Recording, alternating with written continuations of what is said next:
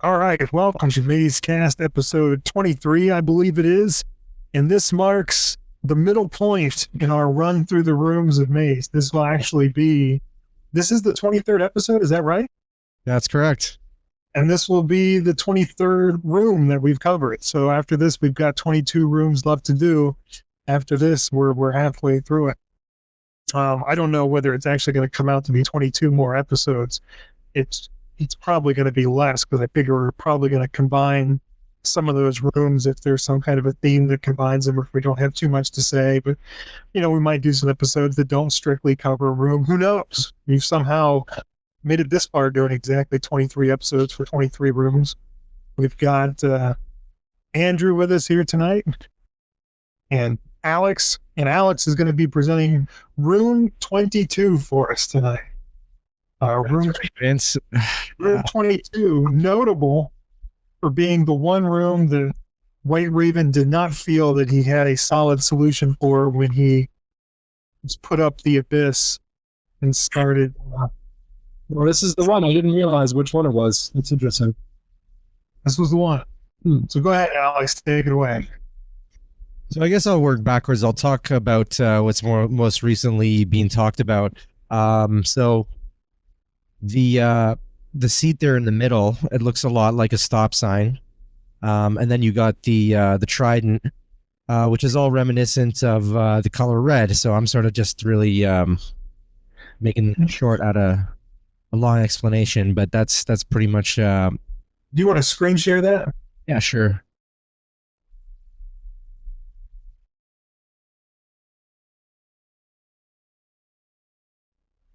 There we go. And then, so recently, I just stumbled across that color version that's been going around the internet. I can't remember if it was connected to a video game or like an online archive or something like that, but somebody went to the trouble of colorizing the maze. And in room 22, all the curtains and stuff were red. So I was talking to Vince about that the other day. I'm not convinced that, that they knew that that was a connection.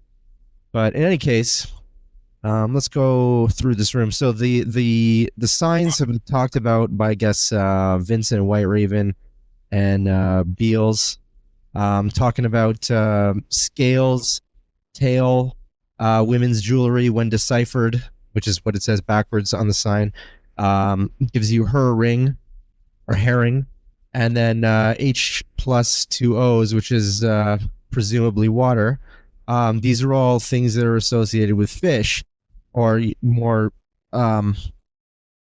specifically red herrings. So this gives you a little clue that you're in a trap room and that you might not find it so easy to get out of there. What else? People have talked about the direction of the trident, like that is pointing away, or is it pointing towards 38? No one really knows. One of the nicer solutions that I thought was elegant in this one was 3 plus 8. So the 3 tongs of the trident plus the 8 sides of the stop sign gives you 38. But again, you're already in the trap, and this is about as good as it gets in the trap as far as getting close to 24. I had a crazy theory about the signs, but I'm not going to get into it for this episode. Oh, you're not going to... That's me? Are you kidding me, Alex? No. This is not new. This is something that's been debunked a long time ago. You want me to go into it? You talk precipitation, right? Yeah, it's precipitation. So I had a theory where the first letter of each sign, they basically spell out stop. How I got O out of women's jewelry, I don't know. I can't remember that one. Because it's a ring. I thought it was something other than a ring. Right, because it's a ring. So you have the scales, the tail, the ring, and precipitation, which those letters spell out stop. I thought that was cute, but I don't know. You guys didn't like it, but whatever. I put it out there. I think that's a really interesting solution, regardless of whether it can ever be accepted by anyone or not. I mean, it seems, on the one hand, it seems so unlikely that he would stack that solution on top of the other solution and expect anyone to get stop out of it. You pretty much have to have been looking for stop to call that precipitation on the end. On the other hand, it just fits so well. you know, we've got the stop sign in the room. We've got this focus on red. You've got 4 signs that really do seem to go S, T, O, and then P if you make the allowance for precipitation. But that's not really that crazy if you've got H2O going downward, you know? I think it's kind of like The day that you did last time we talked about this. what's that? I said you seem more convinced this time around.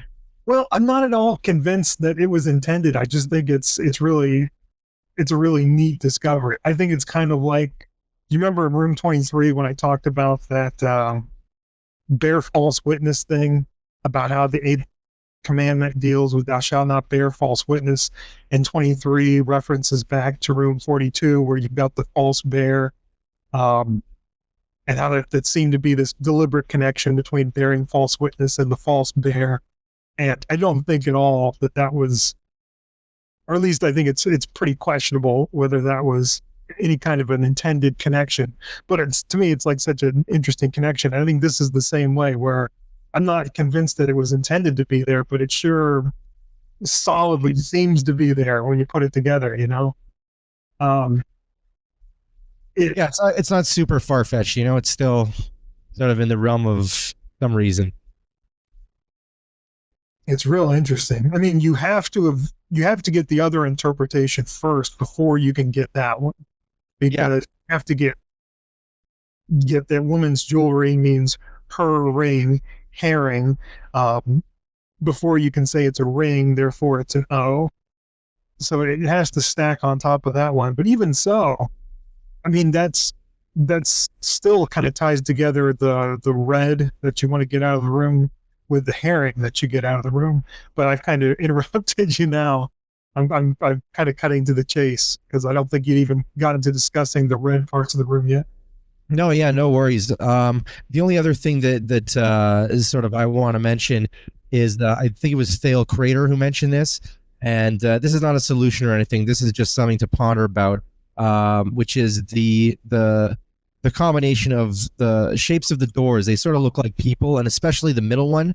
And he mentioned that there's a mustache in the middle of the head, and I can sort of see. I've always sort of seen that, but I never sort of tied that into anything. I could never get a eureka out of that thing. But then he said something interesting, which was, if indeed there are these supposed exits out of the trap back to 1, that the chandelier could very well easily hide the number 1 if it were indeed behind there. Obviously, no, I don't buy into that. I just think it's another cool.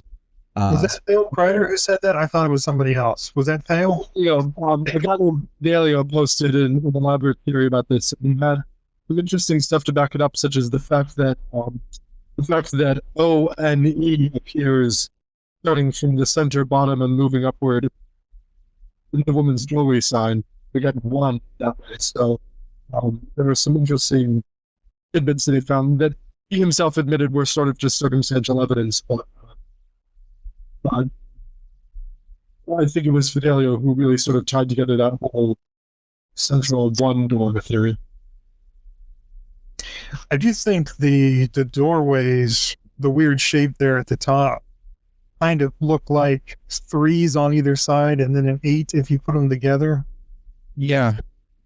I think if 38 were like unanimously considered the correct to go through from here, we would probably find that sufficiently convincing that we would say, yeah, that's what's going on with those shapes, that they're 3s and 8s. But it's still pretty hotly contested whether this room points to any other room, or if there's any kind of a door indicator here or in 43 or 38. Yeah, I mean, 3 is also I think Thale also mentioned, I don't know if it was to Thale actually, but maybe it was Gentile. But in any case, he said, one of them said that the even if it doesn't look like a person, that top part, it sort of looks like a 3, like not like either, like both the chandelier but also the doorway looks like a 3. I can pull it up here. Oh yeah, I can see the 3 on there. But it's also a sort of an 8 if you, and then you put it together. I think that was what Vince was talking about. Maybe not. Vince, are you talking about the chandelier or the doors way? Some of the doors themselves. looking. Yeah, that's what I'm talking about. I sort of see one too in the chandelier if you turn it sideways. Like Yeah. the mustache is a 3, and then you could sort of get a bunch of 8s out of if you look to the left if you're looking sideways. Or sorry, to the right. Anyway. Back to you. Although, that's kind of what I take to be the red herring aspect of the room that it's telling you about. I think this room reasonably solidly points to 38. I think the combination of the trident and the octagonal furniture rug there in the middle would probably be considered a reasonable clue elsewhere, especially where the shadow meets the rug down there below and really makes it one piece, you know. I think that makes a really compelling 3-8. And the doorways make a pretty good 3-8, and the trident points at the door, the 38. But going towards 38 is actually taking you closer to 24. I think that's the red herring aspect of the room that's warning you about. Oh, you know what I just realized? So I've always thought that the little the peg in the middle, like in the sofa, it looks like a pawn. I just realized that there's 8 pawns when you start off in chess. Huh. Your cross. Yeah, that's The first to doubt that pawn similarity, are you? I think other people have mentioned that as well. I don't like that. That's 8 pawns. And I don't. Did you? I still don't think. Did we get to pointing out how the room points towards red? Let me just say something about the pawn. The chandelier looks like a king's crown that's being lowered onto the pawn. It looks like a chess king's crown. A king's crown or a queen's crown? You gotta get queened. You can't get kinged. Either one. Pawn becomes a queen when it moves 8 spaces. Oh no!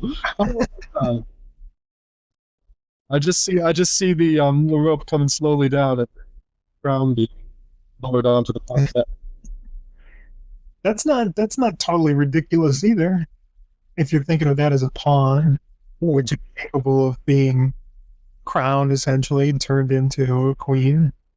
And tops of queens, that actually, if you look at a chess set, that's not far off from what you would see a top of a queen in a chess set. Not at all. That was what I was trying to say. That's it. The only problem is you're in the trap right now.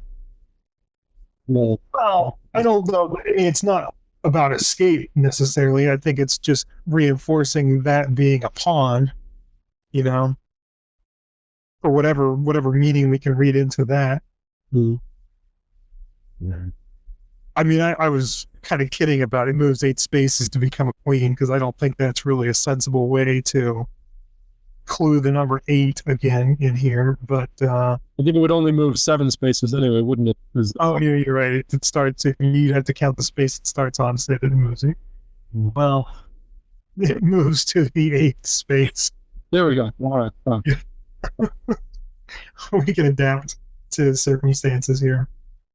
You Yeah. going to talk about the red stuff, Alex? No, go ahead. Not me. I don't know exactly how people feel about I don't exactly remember it, to be honest. The only ones that I remember was the that the Red Devils, because it's talking about the theatrical backdrop. Yeah, I think there are potentially 3 things that suggest red in the room. The curtains, I mean, they specifically talk about it says it's a gaudy room that reminded me of theatrical backdrop, suggesting that those are like theater curtains over the doors. Theater curtains are traditionally red. You've got the octagonal shape in the center of the room that's suggestive of a stop sign, which would conventionally be red, well, which is red. And they make reference to the group stopping in this room, essentially, where they say one could spend quite some time here, which I guess reinforces the idea of it being a stop sign. And then we've got the trident in the middle, which if you call it a trident, it doesn't seem there any reason why it would be red. If you call it a pitchfork, then you could say, oh, yes, a devil's pitchfork, so that would be red as well. Although I guess notably, I've supported that before, but notably, it's not shaded in like the curtains and the rug, the other things that we expect to be red, which may count against the idea that it's supposed to be the same color that they are. You know, Maybe that's being too cautious. I think that's probably. Anyway, it's a possibility that those three things. And there's another thing that I don't remember whether I've ever said it before, but I thought it before, where on the herring sign itself, where it's just letters written out, so you have to read it. So essentially, you've read herring by reading the sign woman's jewelry. You see what I mean? The sign that clues herring, you are reading it. It has to be read. Well, you've read it. Well. Yeah, REMASTERED red herring. That's the grand finale on the clues. Good night, everybody. So those are the indications in the room of red to go along with the herring that's implied by the four signs. Well, I don't know. There's a clue for yellow also. So I'm a little confused here. For yellow? Clue for yellow is that if you read the woman's jewelry sign, the first thing you'll say is yellow.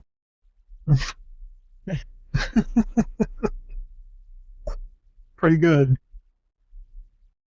You have to stop there though, because that means Not only what is the trouble if you keep trying to read it beyond there? yeah. Well, Is there any particular reason you can think of that women's jewelry is spelled upwards as opposed to down? not that I can think of. I mean, except to make it less obvious, which I think could be sufficient reason in itself. Just that if Yeah, I you would have. forward it down, then it would be pretty easy to read. I think this is just there to confound people, however briefly. But there could be more to it than that. Are there any? I know there are languages that are read right to left. Are there languages that are read bottom to top? I don't know of any. Japanese, old Japanese.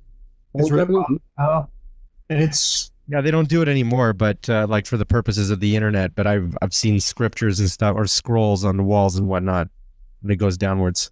I thought those are read top to bottom, aren't they? Yeah. Yeah, that's what we're saying. Oh, you're saying bottom to top? No, not that I know of. Yeah, no, not that I know of either.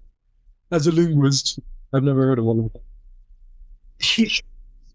Is Hebrew read bottom to top because it came off scrolls? So as they read it as it's scrolled out. Good question. Am I making that up? This is. We've obviously done our research before this episode. Dale Kreider is going to be impressed this time. He's not going to alter preparation. No. Level of forethought. He's going to surprisingly tell you that scrolls are read sideways, not up and down, Vince. And I don't know whether that's whatever. Who cares? So things happen in the middle of an episode. We can't always be prepared. So anyway, we've got some indications of red combining with herring, and that's it as far as solutions we've really got for this room. I don't know. What do you think is going on with the 38 stuff? I mean, I think that it's cluing the 38, but it's telling you that's a red herring. Do you think that's what's going on, or do you think Recap what it is that you see queuing 38 other than the spade-shaped door frames, which I got that, but I missed what other things you think 38. the trident combined with the octagon that it's on, especially if you look at the shadow of the trident, how it combines with the rug on the floor, it really seems to make one figure, which the head of the trident very much looks like a 3. Apart from just having 3 parts, it just looks like a 3, and then it's combined with the 8-sided figure there. I think is fairly suggestive of 38. It's also pointing at 38, then the back of it is pointing at that door. Right. Now, that's not really any stronger of a clue than like the 1-5, in oh, this is embarrassing. What room? What room has it if no Eve? Oh, Yeah, 15. third. 30 for Christ. 30. Jesus. This is getting sad over here.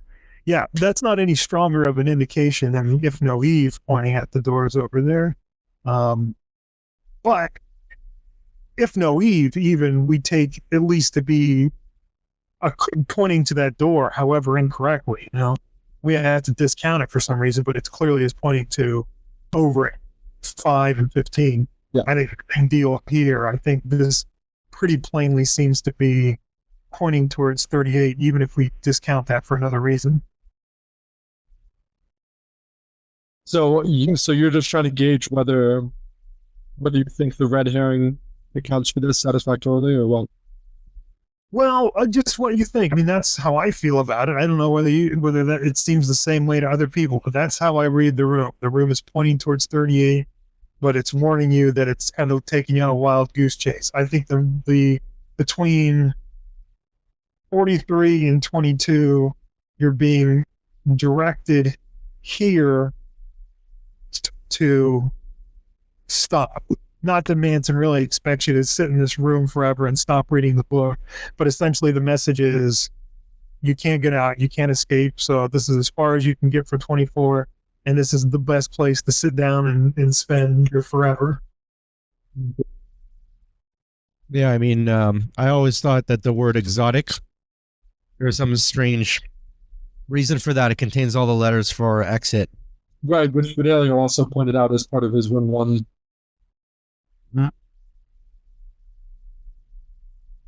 Well, do we want to look at the text? Yeah, let's do that. Yeah. Okay. All right.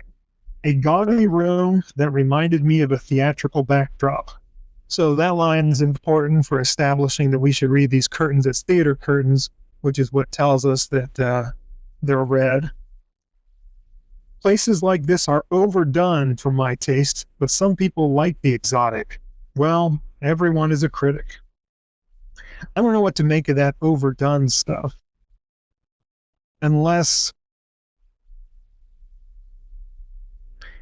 it's just sort of making reference to how there's too much stuff in the room, like there's stuff in the room that doesn't serve a purpose.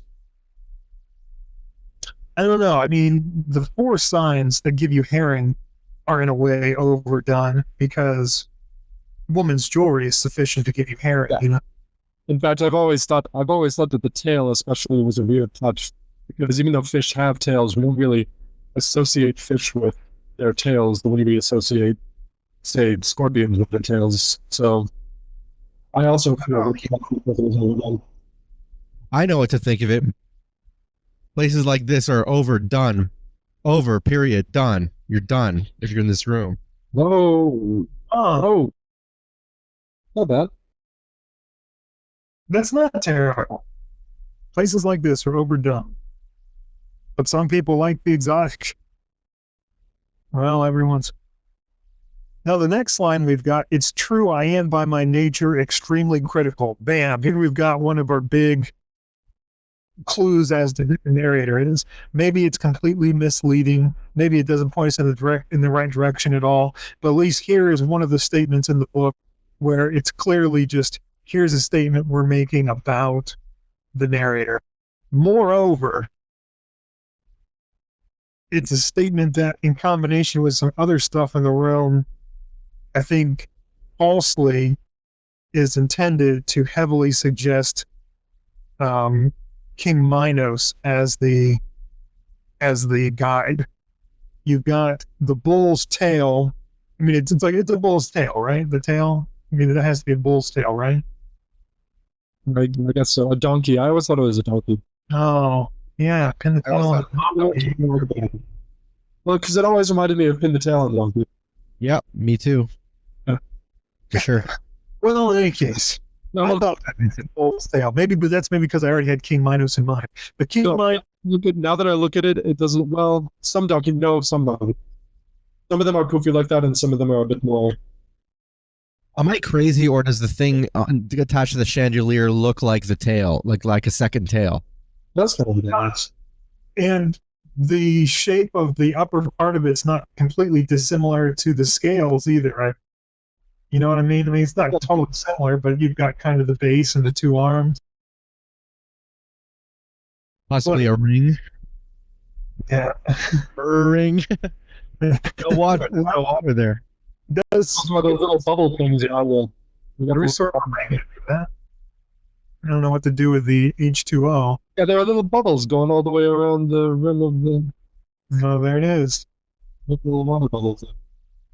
It's a bit overdone, but Well, everyone's a critic. all right. Now listen, just let me get through this. I don't care whether you like it being a bull tail or not.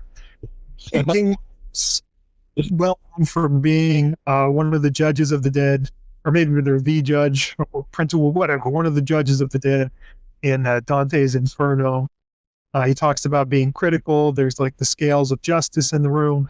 There's a tail that to me looks like a bull's tail, which Minos didn't have a bull's tail. He's associated with bulls. And he also had a long tail in Dante's Inferno that he wrapped around himself in pronouncing his judgment. And the number of times it wrapped around himself was the level of hell that the person had to descend to. We've got the pitchfork here, which is suggestive of hell. So I sort of think this is intending to mislead us towards thinking it's clues towards Minos. I don't think these are reliably cluing us to Minos, but I think that's what those lines are about. Anyone else make anything out of that line? No, that's some good work, Vince. Whoa. When did you come up with that? Oh, I don't know. Probably 10 years ago. Next line. Although my... Well, let me just say one more thing about the it's true, I am by nature. The only other thing I can say is I don't have a specific idea in mind, but I think that if somebody wanted to propose an identity for the guide who is someone who was like, who comes from the wilderness, basically, you could get away, you could stretch the I am by nature to mean like I was raised by nature, I am a product of nature, and you could try to half-ass that, but of course it wouldn't really account for the rest of the line. But I think somebody could. I'm just throwing that out there for somebody to try to turn that into a theory. If they got some person who was raised by wolves who they think died by. It's Artemis, goddess of the hunt. Oh, there we go. He does seem to have that connection to nature elsewhere, you know? In 32, he's talking about the animals in his kingdom and all that stuff. There's something to that. All right, next line. Although my life is a lonely one, I have not spared any of my guests the rigor of my judgment, which still seems to be continuing in the same vein to me, pointing at Minos, but I think falsely. But it does have that interesting, although my life is a lonely one. And it's not clear whether that's a clue as to who the guy was, like helps us put together the identity, or if it's just a reference to his current role as the guide of this maze, you know? I think it's a very peculiar sentence because the first phrase has nothing to do with the second one. It's not like being although my life is a lonely one, that being lonely has nothing to do with sparing his guests the rigor of his judgment. You know what I mean? Like those are not, they just don't seem connected. The only connection I could draw between them is if he's saying, even though I'm lonely and I appreciate the company of these people, Oh yeah, I still judge. I still do what I have to do to them. But that's kind of a liberal reading of it to make sense. I agree. And that's something that happens a lot in the maze, where there are phrases stuck together that don't seem to literally make any sense. And usually that is a flag that you need to really pay attention to what's being said. Next line. Since we're still on the identity in King Minos, is there any reason why you distrust all these King Minos clues other than the general red herring? It seems like if you accept that the red herring goes with 38, then it would be sort of concerned in that sense. I think this points so strongly at Minos. Well, you just don't trust it for that reason. You just think it's Yeah, I think it's kind of over the top pointing to Minos compared to what you see everywhere else. Like if Minos is correct, this points at it so strongly that it's like, why would you have a hidden like riddle of the guide in here somewhere, and all this other cryptic stuff out there. I mean, Minos is not a bad fit, though. He's one of the big three that you keep coming back to. I don't know. To be honest with you, lately I've really been thinking I really want Atlas to be the guide, but I can't square it with all the stuff that's said about the guide here. It just seems like it would make sense. An Atlas is like a guide to the world because it's a book of maps. The narrator is like the guide to the maze. The maze is associated with the world.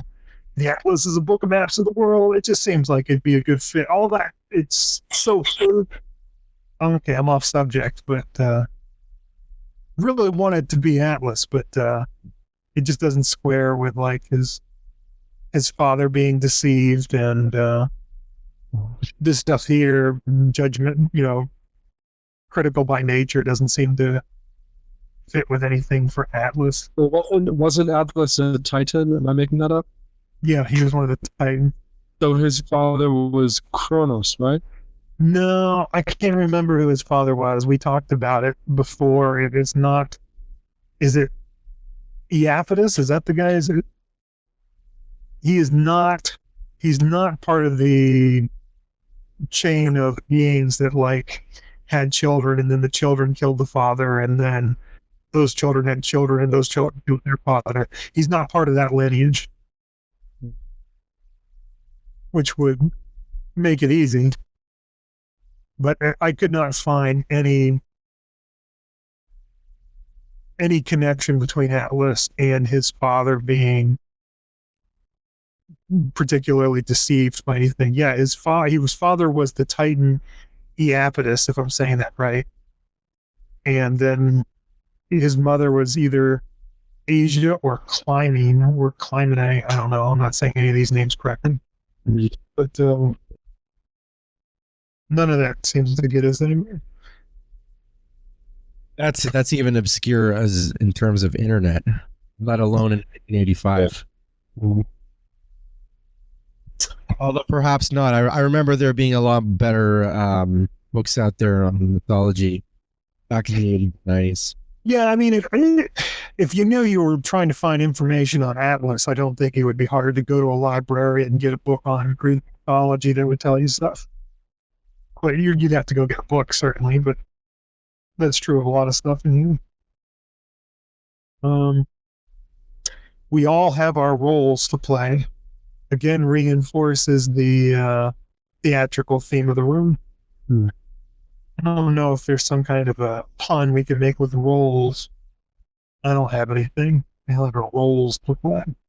If that thing in the center is not a pawn, but some kind of game piece, maybe that uses dice, it does kind of look like the generic game piece that you use in a lot of board games, Yeah, so yeah, we'll have our roles to play. Yeah, I like them. But I got nowhere to go with that. This is not a bad place, really. One could spend quite some time here. That's, again, a line that I take to be indicating that you shouldn't leave this room. This is where you should stay. It's also, that's a line that I tied together with room 43 when we were talking about 43, where they talk about having two choices was predictably enough, neither good nor bad. And then if you come here, they mention this is not a bad place. Which I guess I don't know why that's a connection. It just seems to be some sort of a connection between the rooms. One spent quite some time here. And you've got the stop sign, and you've got the place to sit down on top of the stop sign. Anything else from that line? And then on the last line, however, in their restive way, the group moved on to. I don't know. I feel like, again, quite, you could take the E out and get a quit from there because there's really no other reason to have that word, that sentence. One could spend some time here, Why do you have to say one could spend quite some time here? Because he's emphasizing it's a lot of time. It's eternity. Or he's hiding words within other words.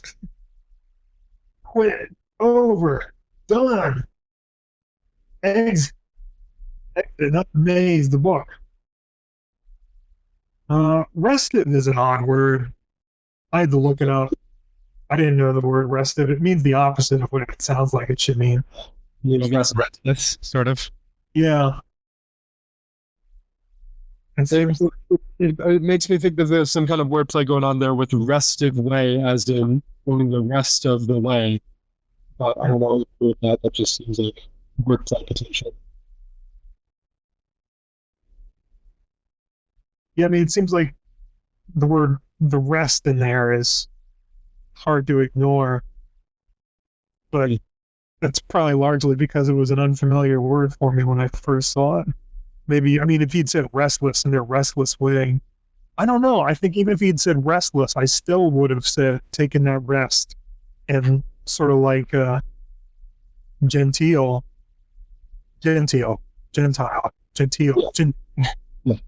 like just in like genteel. I want to put that together with the stop, like rest, stop, and say this is where you stop moving because you can only get closer to 24 from here. Well, respectfully, let me submit that if you wanted to go genteel on this room, you could also just get the word red out of spared and call it a day. Yeah, genteel has a lot to say about this room.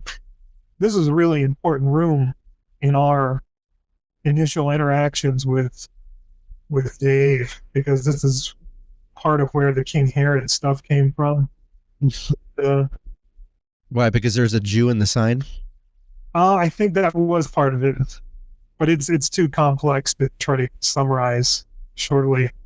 It involves the sea thing and carnival poster in 38 and neither good nor bad meaning fair. Let's see. So you get Pharisee somewhere and you combine that with some other stuff. Although I don't know whether he still sticks by that. King Herod wasn't one of the Pharisees. So that seems strange to me to make that connection. Anyway, he read a lot into this, and his statements about King Herod kind of became like our symbol of sort of going down the wrong path with things. When we make reference to King Herod, that's what we were talking about.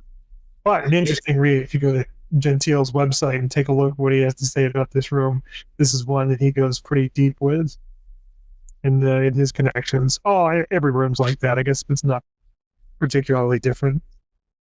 It's just kind of funny. And this is one he got an answer back from Manson on too, or Manson wrote him an email back and said no.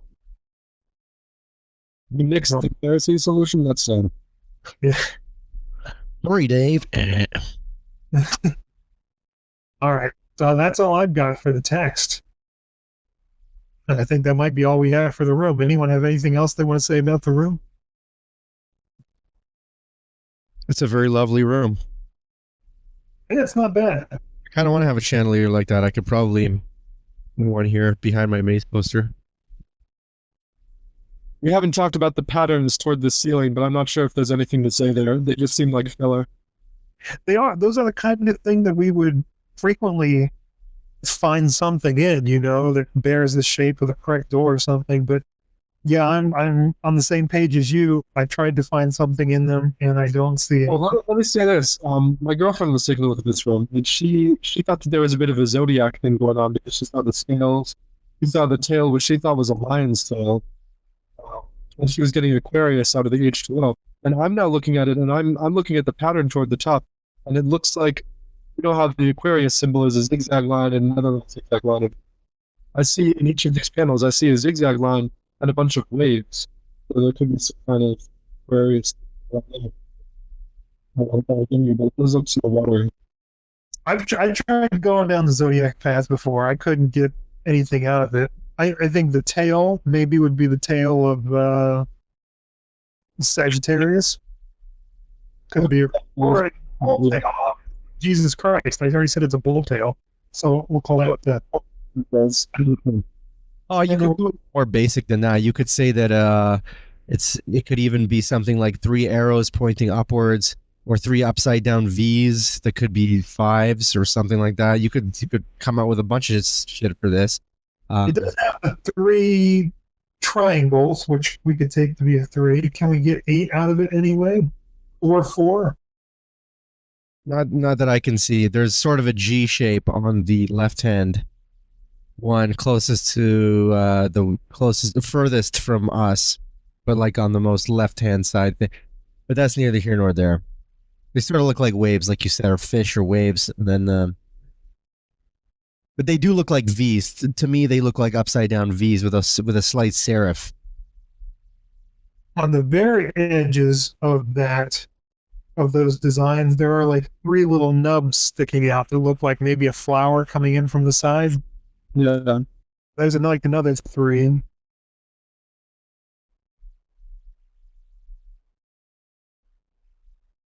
And there are 8 of those on the page.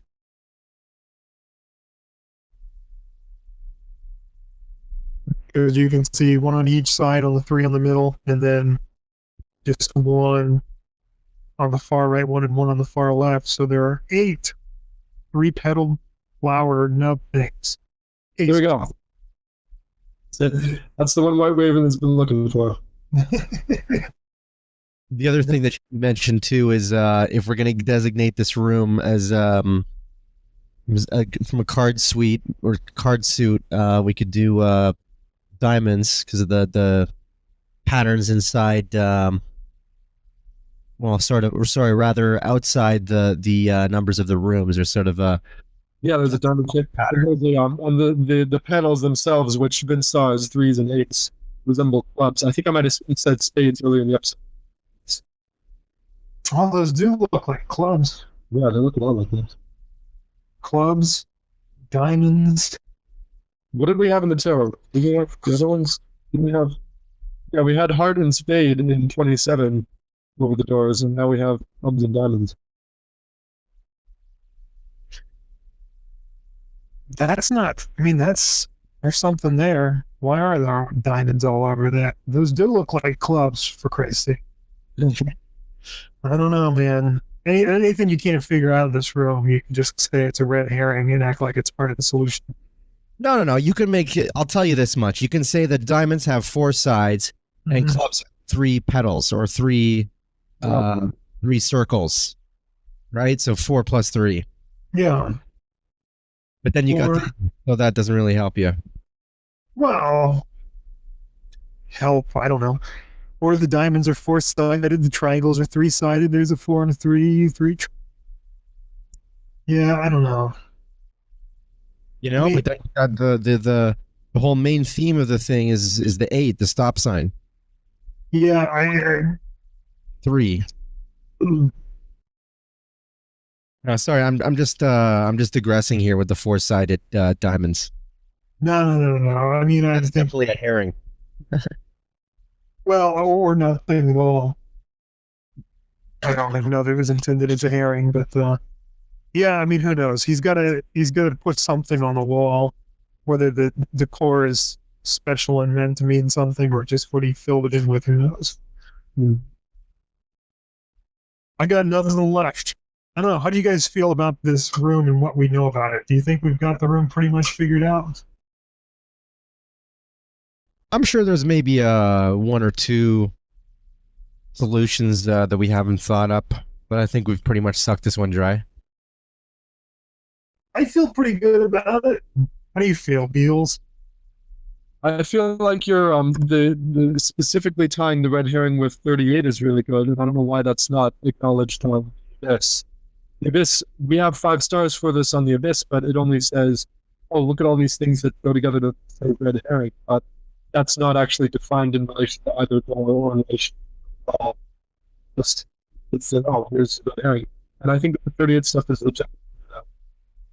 Yeah, and well, White Raven doesn't really like, I mean, he acknowledges it's probably correct. He's put it on the Abyss, but he doesn't really like the red herring solution to this room, which is interesting to me just in terms of how different people are in looking at the solutions. Like, we all look at 34 and we were like so flabbergasted when we heard that solution, and it was like the sky was falling. But that was one of his. He loved that solution. That's one that he went to Manson with and said, I thought this was great, and then this room, the solution to it, like I think is fairly reasonable and elegant. Like I don't look at it and say, "Oh, this is ridiculous." No one should have been expected to figure this out, and we really have to mash crap together to get it. I feel like once you see her ring out of woman's jewelry, which I think has to be correct, I think that's got to be intended. I think then you're looking for red herring, and then I think the clues to red in the room are solid. I think red herring, at least, is we're on solid footing with that. I think. Whether the 38 part, the 38 part seems pretty solid to me too. That trident and octagon are pointing to 38. But anyway, what's interesting is that none of us got that answer for 34. White Raven did get the answer, and that answer makes sense to him, and he loves that answer. We didn't get that answer, and we hate it. We think it's stupid. White Raven didn't get this answer, and he doesn't like this answer. But people who got the answer think, "Oh, this is great. This is elegant. What a good answer." And I don't know whether it's just our different outlook on what's a good solution, or maybe figuring out a solution sort of biases you towards thinking that it's therefore a good solution. On the other hand, if it came into your mind and you thought of it and said it, then I guess you're probably predisposed to think that it's reasonable anyway. Agreed. I also think that I've sort of taken a different approach to looking at rooms in the last couple of months, just in the sense that, rooms that I had originally been a big fan of, like 34, I sort of have not done it for me anymore, just in terms of the solution. But ones like this, even though they're in the trap, I think it's a lot more elegant. I think that just sort of looking at it that way is a lot more optimistic. Wait, what do you mean? Looking at it, what way is more optimistic? Well, it's sort of judging and liking a room by the elegance of its answers rather than first impressions. Like at the first, I thought that 34 was going to be I thought it was going to be like a grand slam, right? And then it turned out to be what it was, and that sort of killed it for me. And I still think that there's rooms out there with potential that we haven't cracked at all, that have some really wonderful solutions to them that we just don't even know about. Yeah, I agree. Think about room 22, room 22 doesn't strike me as being incredibly difficult or unfair once you know the solution. It sounds like a dumb thing to say. If you know the solution, yeah, it's not going to seem incredibly difficult or unfair. But I guess I just mean, you can only look at these things in hindsight. That doesn't stick out to me as being this impossible room in the maze. There are a lot of other ones that we're just totally clueless on. Yeah, what you're describing is the thing where, like, room 1 is the archetypal fair puzzle where you figure it out, and yet you still know, okay, that's reasonable. People could understand that, and all the rest of the rooms are on a spectrum relative to that. And I think you're right in saying that the 38 red herring solution is not at a bad, it's not too far. Yeah, 22 seems a lot closer to room 1 than room 45, for instance. Jesus, now I can't remember why I was pointing that out. Oh, I'm pointing that out to say, but, decades went by without anyone on the internet, at least, putting forward that solution for room 22.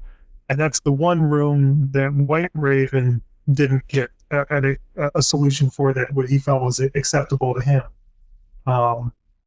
But is that to say that he came up with the same solutions that we did, or that for 22? Or that he came up with different solutions that he hasn't mentioned yet, and he just doesn't like ours. Like, there's still a lot out there. Still a lot. No. Well, he's already 5-starred on the Abyss, so he's accepted our solutions. I would assume, I can't remember whether he said explicitly, I assume he came up with something for 22. In fact, I think he said he came up with something for 22 And it was one of the few things that he ran by Manson to say, am I on the right page here at all with this? And Manson said, no, you're not. He hasn't said what it was, but whatever it was that he came up for, it was explained as being incorrect by Manson himself. Although it'd still be interesting to know what that was, Even wrong solutions can be really interesting. But I guess the point is, White Raven is obviously very good at maze, and the people who figured out all the other hard things about maze didn't figure out room 22. So yeah, room 22 is one of those rooms that it reminds you that the rooms you don't like or the rooms that seem impossible, there could be something that'll just click, and it's not even that difficult or obscure or anything. You're just not looking at it the right way. And with room 22, really all it took was seeing her ring, that's actually on the Abyss credited to Ben. That's Ben's solution. But once you see that, the rest of it falls into place. Maybe the same is true for, I don't know, take your pick, whatever room, room 8 or whatever. We seem to be totally. Room 18, where White Raven suggests that there's one big riddle that's supposed to tie all these elements together. Yeah. Strong idea. The music, where we seem to have strong ideas about a lot of these. A little something that it's. But I've numbered this among the solutions that I like, where it seems like the whole room is unified in cluing. I mean, there are different things cluing things, but like you could see someone coming up with the idea for this room. What's your idea? Well, I'm going to let them know that they're on the wrong path. I'm going to clue that it's a red herring. I'm going to point them towards a room, but going to that room doesn't really help them out. So what we're going to do is clue herring, and we're going to clue red. There's some red stuff in the room to stop. So whatever. It follows naturally from a theme that you would develop. It's not kind of like there are 20 objects in the room, and you're just saying, well, if you look at these two together, they kind of form an arrow pointing towards this door, and this one's kind of shaped like a 7, which that kind of stuff makes it hard for me to believe that that's really what was going on in Manson's mind, because it would essentially mean that he just sat down with a blank page and started drawing shit and said, well, here, I'll draw a candlestick next to this thermometer, and that's going to be a 7, and then I'm going to draw a spider that has 9 legs and whatever. I think his rooms, the rooms that we have good solutions on, always seem to revolve around some theme or idea that kind of unifies them. And until we get those for a room, I don't really consider a room done,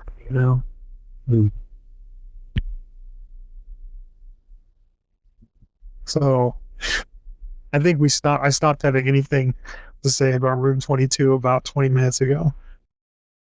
Anyone have anything else to add about room 22 or to blather on about for 20 minutes if you approve of my methods? No, I liked your spiel, but I think this episode is starting to get a little overdone for my taste. Everyone's a critic. All right. Do we want to try to pick the episode now, or we'll do it in between episodes? I mean, pick the room now, or we'll do it in between episodes? Maybe we just... I'm done. It's nice to create pause. When we announce what room we're doing, then Thale gets, the gears going. Well, we got to create the ball. Should we give him a fake room? Yeah, we go. Yeah. I'll tell you what room we're going to do. I'm telling you right now. We're going to do rooms 3. We haven't done it? The backwards. You guys haven't done room 3 already? No. Okay. All right. So we're going to reverse the entire video and have the whole thing backwards, right? Yes. Okay.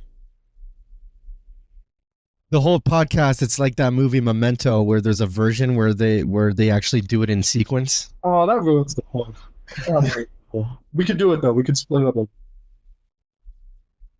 It's possible. You could spend quite some time here.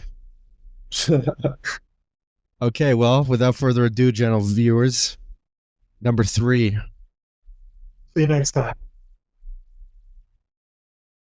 Arrivederci.